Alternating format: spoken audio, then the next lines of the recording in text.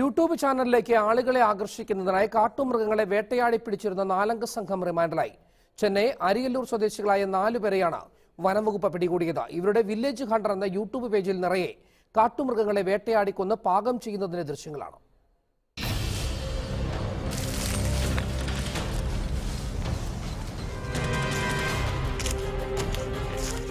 പണമുണ്ടാക്കാനാണ് 4 സംഘം വേട്ടയ്ക്കിറങ്ങിയത്.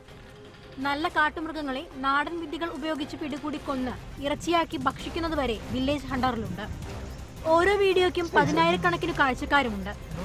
ഇത് കുടുങ്ങുന്നതെന്ന് വെച്ച് കഴിഞ്ഞാൽ ഇതിനകത്ത് ഏതിലേലും ഒരു 2-3 എണ്ണത്തിൽ ഉള്ള ഇത് കിട്ടിയിട്ടുള്ള അതിൽ തട്ടി കുരുങ്ങി ഇവിടെ വരിഞ്ഞ് മുറുകി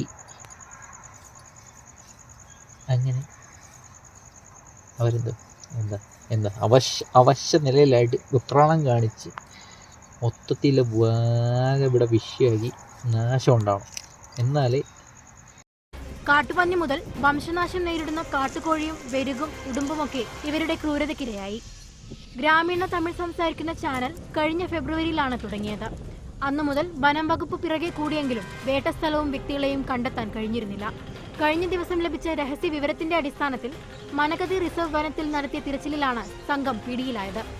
അരിയല്ലൂർ നാച്ചിയാർപേട്ട സ്വദേശികളായ അണ്ണാദുരൈ, കാർത്തിക്, അലക്സ് പാണ്ഡ്യൻ, സുബ്രഹ്മണ്യൻ എന്നിവരാണ് അറസ്റ്റിലായത്. കാട്ടുമൃഗങ്ങളെ പിടികൂടുന്നതിനുള്ള മാർഗങ്ങൾ എന്ന പേരിലെന്നാണ് ചാനൽ പ്രവർത്തിച്ചിരുന്നത്. 5 ലക്ഷം സബ്സ്ക്രൈബേഴ്സ് ഉണ്ടായിരുന്നു ഇവരുടെ ചാനലിന്. ചില വീഡിയോകൾക്ക് 10 ലക്ഷത്തിലധികം കാഴ്ചക്കാരുമുണ്ടായിരുന്നു. മാസം 1.5 ലക്ഷം രൂപ വരെ സമ്പാദിച്ചിരുന്നതായും പ്രതികൾ മൊഴി നൽകിയിട്ടുണ്ട്. കഴിഞ്ഞ ദിവസം ജാമ്യമില്ലാ വകുപ്പുകൾ പ്രകാരം അറസ്റ്റിലായ പ്രതികളെ പിന്നീട് കോടതി റിമാൻഡ് ചെയ്തു. പ്രതികൾ പിടിയിലായതിനു പിന്നാലെ ചാനൽ വനം വകുപ്പ് പൂട്ടിച്ചെങ്കിലും മറ്റു ചില യൂട്യൂബ് ചാനലുകളിൽ ഇപ്പോഴും ഇവരുടെ ക്രൂരമായ വേട്ട ആളുകളെ ആകർഷിക്കുന്നുണ്ട്. Sameer P Muhammad, Manorama News, Chennai.